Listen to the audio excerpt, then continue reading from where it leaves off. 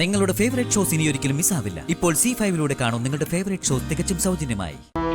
അഴികൾക്കുള്ളിൽ കിടക്കുന്ന അവനെ കാണുമ്പോ എന്റെ ചങ്കു പൊടിയും മോളെ. അതാ ഞാൻ അവനെ കാണാൻ വരാത്തത്.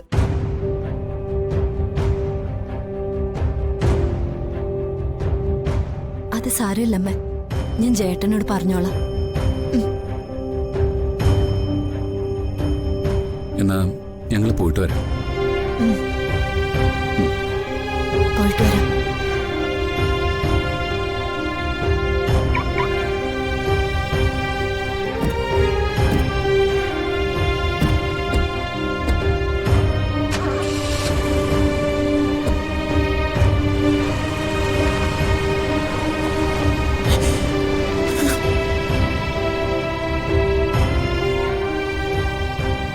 ഈ തള്ള എന്തിനെങ്ങനെ മൂങ്ങുന്നത്?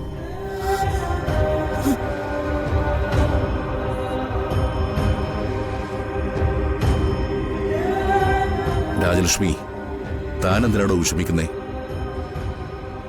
ഞാൻ എങ്ങനെ വിഷമിക്കാതിരിക്കും കൈമളേട്ടാ? എന്റെ കുഞ്ഞാ ജയിലിൽ കിടന്ന് നരയിക്കുന്നത്. താനിങ്ങനെ കരയാതെ.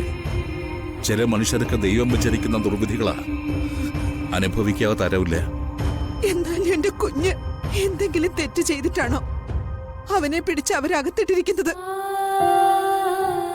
അതൊക്കെയാണ് ഇവിടുത്തെ നീതി നിയമമൊക്കെ.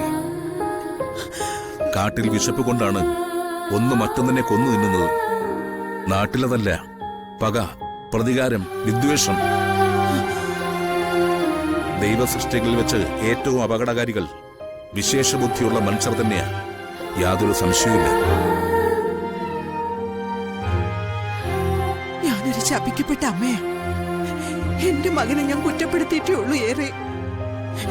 അവനെ വഴക്കു പറഞ്ഞ് എന്നും ഒരു വെളിപ്പാടകളെ അകറ്റി നിർത്തിയിട്ടേ ഉള്ളൂ. ഇപ്പൊ ഓർത്തിട്ട് കുറ്റബോധം കൊണ്ട് എനിക്ക് സഹിക്കുന്നില്ല കൈമളേട്ട. ഒരമ്മയുടെ സ്നേഹം ഞാൻ അവന് കൊടുത്തിട്ടില്ല. എന്താ രാജലക്ഷ്മി നീ ഇങ്ങനെ പറയുന്നത്?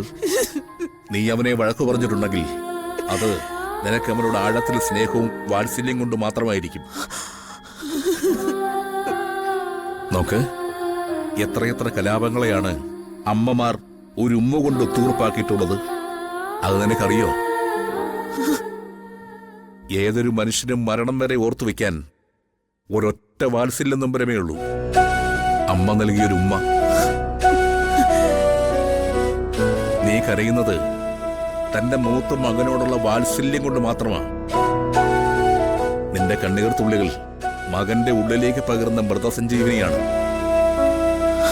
നിന്റെ മകനൊരു ആപത്തും വരില്ല. മോനെ, എന്റെ പൊന്നു മോനെ.